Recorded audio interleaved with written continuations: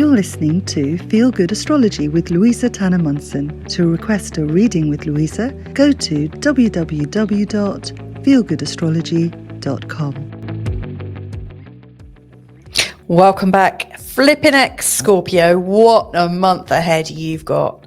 Boy, oh boy, you've got your full moon in Scorpio. It's also a penumbral lunar eclipse. Yikes, that's likely to be a bit of a head scratcher. So it's a full moon eclipse creating masses of change in terms of how you think about yourself. It's poised really to get you to identify your motivating factors for everything. It's very deep. It's like a very, very strong medicine acting on your active personality, your public image, your personal image. You know, how do you want to be seen and how do you see yourself? There's big stuff going on. Lots of changes for you, my friend. Anyway, I'm going to start by giving you some dates where I think things are going to be feeling a little bit sensitive. Definitely the 4th, 5th, 6th for you, Scorpio. The 12th, the 18th, the 19th, and 20th. And also the 25th, that's when the moon is placed in a particular place that is quite sensitive to the Scorpio energy. Anyway, first thing I want to really draw your attention to is, so I've mentioned about the full moon lunar eclipse. It's happening in your first house. This is happening on the 5th, but like leading up to it, the day before, you'll be feeling that culmination of energy. And then soon after it, the Venus starts to move into the sign of Cancer. And I think that's going to really ease you, actually. I think you'll enjoy that. That's going to be quite cool.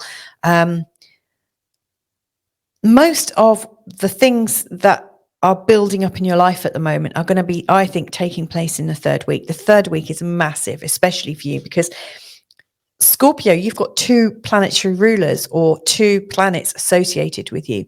So like Mars is the traditional one. Mars is the god of war. But I mean, the way I see it is about your energy levels, your vitality, how you express yourself, your determination, your ability to get things done. And then there's Pluto, and Pluto's a real badass. You know, Pluto is about death and destruction, but also the recycling and the transformation that comes from letting it all go and the deepest of surrenders. Now, these guys are in such a tight opposition in the 3rd week. It is insane. And this just happens to be falling across the 4th and the 10th house axis.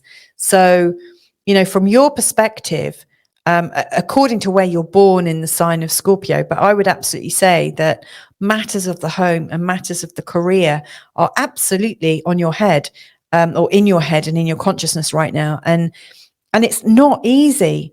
You know, there's the desire to find some level of control and find some level of transformation at home. And yet at the same time, you know, with Mars activating your 10th house, you really got the drive to do something and the drive to absolutely let the world see you. And it's really hard. And it just feels like you are being kind of almost ripped apart a little bit, you know, from wanting to transform at home and also wanting to transform out there. Which is going to give? And how can you do both? Can you do both? I mean, that's the biggest challenge, I think. Anyway, I digress a little bit because there's some other things that are really important. I mean, the first one, which I think is actually quite helpful, is Jupiter's moving into the sign of Taurus on the 16th. And when Jupiter goes into the sign of Taurus, it's activating all your partnerships. Now, provided you've got good partnerships, I think it's going to be quite helpful. I mean, if you're a single Scorpio, this could be a time when you're really primed and ready to meet somebody. And when really nice, happy, generous, optimistic people just happen to come your way. So that feels really great that you're getting nicer people in your life. Like up until, I mean, you still do have Uranus going through that area of personal relationships. And yeah, Uranus is, you've been meeting people that might be slightly unconventional, slightly a bit too free. And so when Jupiter goes in, yes, you're still going to have these freedom lovers, but it's going to be a bit easier, much more fun as well. The new moon on the 19th is a really big day, and it's a time to help you be with the right people. So I think the shift here is really how to have the right people in your life, and then how to move on with them, how to create something with them, and how to share resources. And of course, sharing isn't something that comes very easily. Not to say that you're not generous. You are absolutely generous when you've picked that right person. But the issue with sharing is, how do I trust that other person? So big things. Anyway, towards the end of the month, on the 21st, we've got the sun going into the sign of Gemini. And when that happens, it is going to put the emphasis on the sharing and on the trust. So what I would absolutely recommend you do is have all of your conversations in the beginning of the month. You know, the full moon's going to bring them up, the new moon.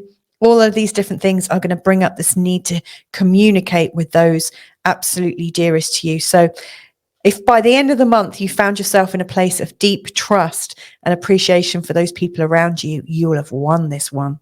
Anyway, so much love to you, Scorpio. Have a great month ahead, and I think you will sort these things out. Bye for now. To request a reading with Louisa, go to www.feelgoodastrology.com.